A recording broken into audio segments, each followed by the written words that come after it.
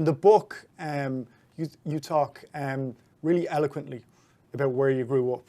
Mm-hmm. And listening to an interview with you recently, you talk even more eloquently about depression and about a battle with depression. And just from comments on my social media and people interacting with me when I said I was going to interview you, they were kind of blown away by your comments on depression and your comments on dealing with depression. I have some questions I'm going to put to you from listeners at the end.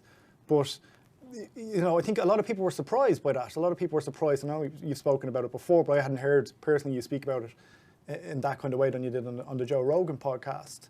And you were kind of getting emotional as well. Is that something that just came out in the moment in the midst of the conversation? Well, my family, going back several generations, has been cursed with a particularly vicious form of depression. And so it's been quite a catastrophe. It really affected my grandfather for decades. He was immobilized, I would say, after the death of his father. It was really awful. And it hit my father when he was in his late 40s. There were signs of it before that, especially in the winter.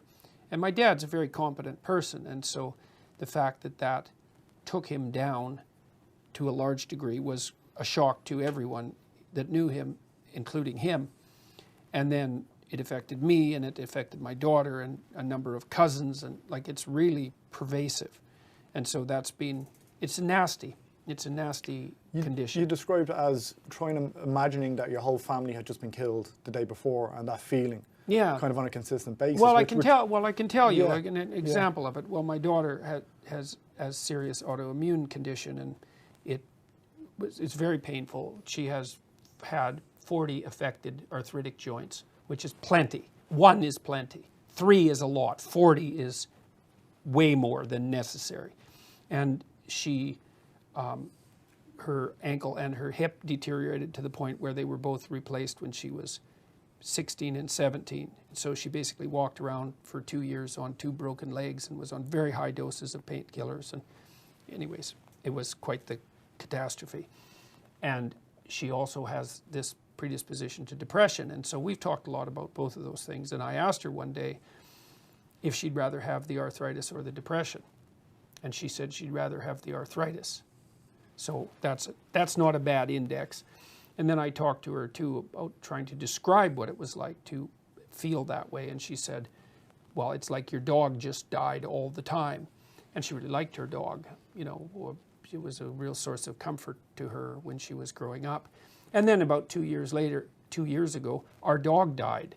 And I asked her, well, is it like that? And she said, no, it's a lot worse than that.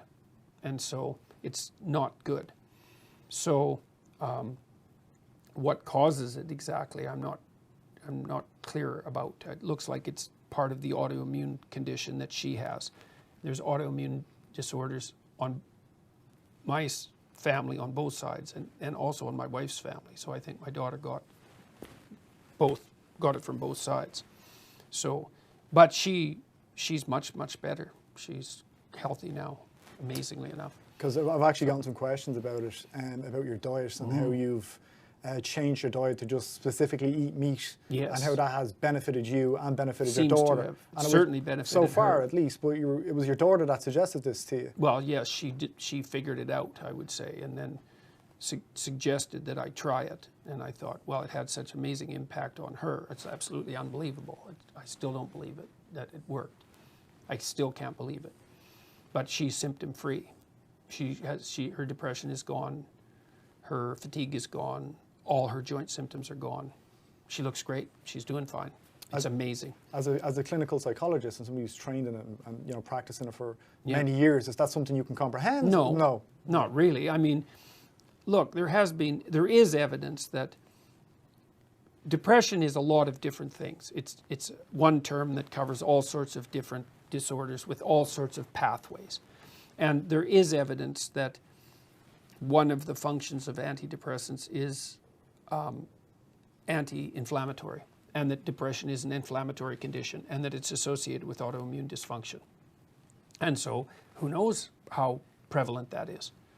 I mean, it's more prevalent than people thought 20 years ago. This science, independent of my opinion and my daughter's opinion, independent of that, there's evidence for autoimmune involvement in the pathophysiology of depression. The degree to which that's a contributor to what degree that contributes to depression in the general population is unknown. But is there a feeling then that some of your followers, I don't want to say followers like you're the Messiah, I know you don't like that either, but some of your fans, I suppose, yep. or people who've bought your book and will go and see your shows and download your podcasts, you know, there's an element of depression with some of these guys, because obviously, and girls, because obviously you've said, it's individualism. That's kind of what you're pushed to be responsible for your yep. own actions, and this is what has reverberated yep. with your fan base. Yep, yep. You mean you're speaking yeah. about the potential contradiction between those yeah, things? Yeah. Oh well, yeah. I mean, look, it's clearly the case that I think your best bet in life is to shoulder your suffering and to take responsibility and to move forward. But that doesn't mean that you're not vulnerable on all sorts of fronts. It's just your best tactic. Just because it's your best tactic doesn't mean it will always work. But you don't have a better tactic. So, you know, one of the things we constantly told my daughter was not to ever use her illness as an excuse. Mostly because it would blur the lines between her and the illness. You don't ever want to do that. You know, so we wanted her to be as responsible as she could be, given what she had to endure. It was a very difficult thing to figure out. If you have a kid that's sick like that, it's like, well, they don't want to get up to go to school. Well, you probably wouldn't want to get up either if you were like in pain, lots of pain. What do? You say you stay in bed, or do you say get the hell up if you can and get out, because the alternative is worse? And so, you know, we always pushed her and encouraged her to bear as much as she could. And I would say that was the right strategy, because she did manage to have as much of a life as she could have under the circumstances, and she's come through all this with her character intact. So, which I think is really quite beyond belief to me, but it still seems to be the case. So it isn't that shouldering your suffering and bearing the responsibility for your life is a panacea, because we're vulnerable to all sorts of things that happen to us that are, in some sense, ultimately uncontrollable. I mean, that's why people die, right? But it doesn't matter in the face of that. There still isn't a better strategy.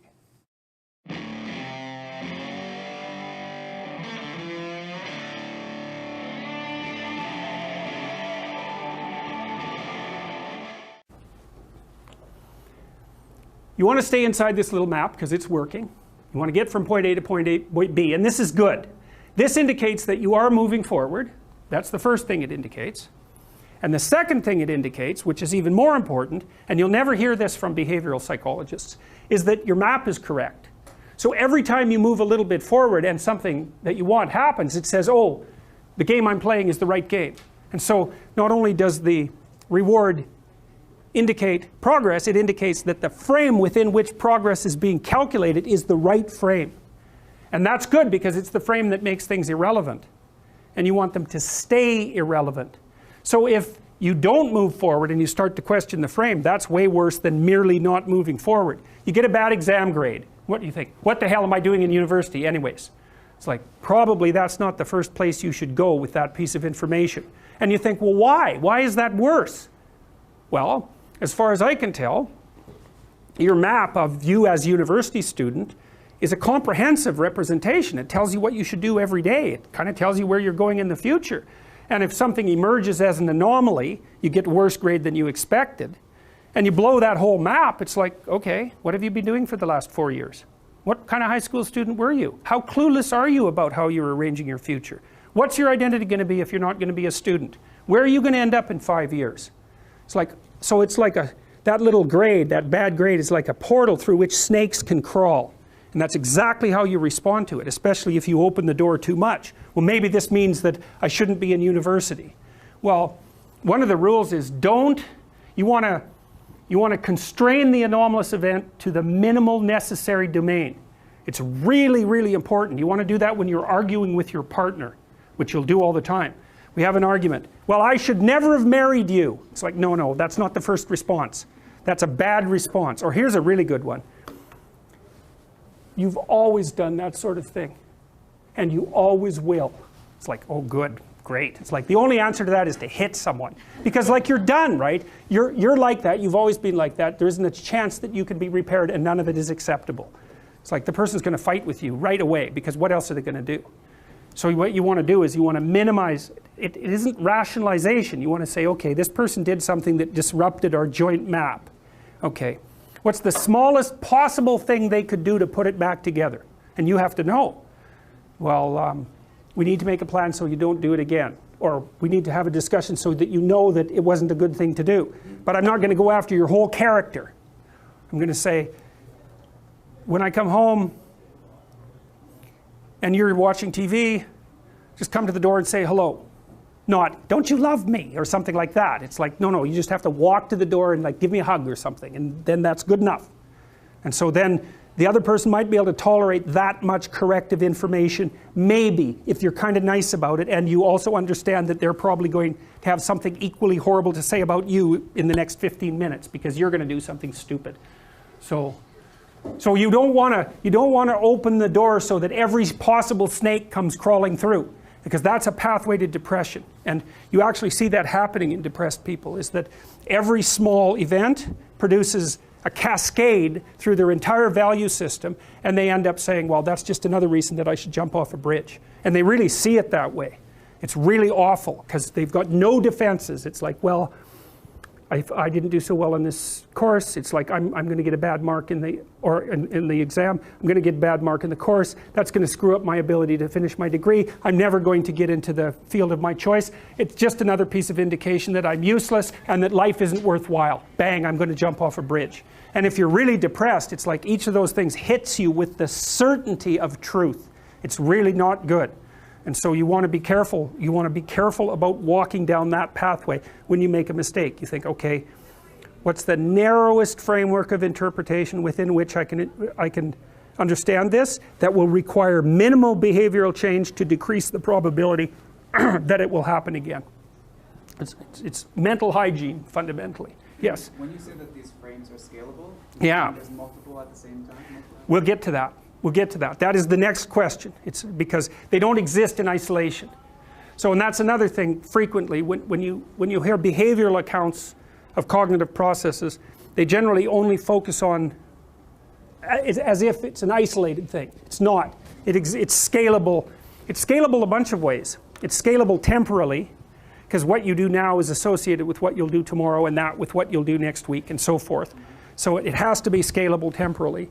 And it's also scalable socially, right? So it has an effect on you, that has an effect on your family, that has an effect on the community, and so forth. And so you don't want to take, it's very difficult to think through the effect of your action on all those scaling levels simultaneously, but you have mechanisms that allow you to do that. And we'll see, I think that the sense of, let's assume that you're not lying to yourself constantly, so your head isn't full of chaos and garbage, and you have reasonable relationships with people in the world.